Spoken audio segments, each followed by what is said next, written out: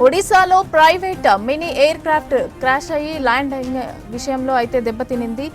ఒడిశాలో ఓ private mini aircraft crash landing అయింది. టేకాఫ్ అయిన కాసేపటికే విమానంలో సాంకేతిక సమస్య తలెత్తింది.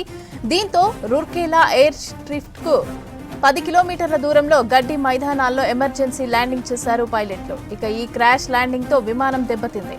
ఘటనా స్థలానికి చేరుకున్న ఫైర్ సిబ్బంది మంటలను వ్యాపించకుండా చర్యలు చేపట్టారు.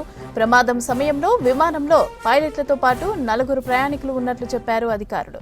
ఇక కొందరికి గాయాలయ్యాయని వారిని హాస్పిటల్కి తరలించినట్లుగా చెప్పారు.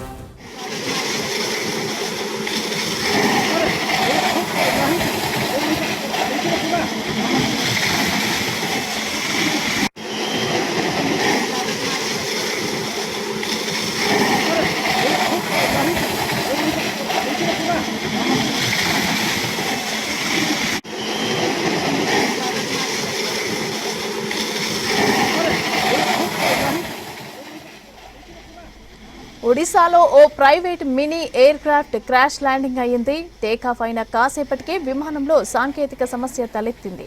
దీంతో రూర్కేలా ఎయిర్ స్ట్రిప్ కు 10 కిలోమీటర్ల దూరంలో గడ్డి మైదానాల్లో ఎమర్జెన్సీ ల్యాండింగ్ చేశారు పైలట్లు.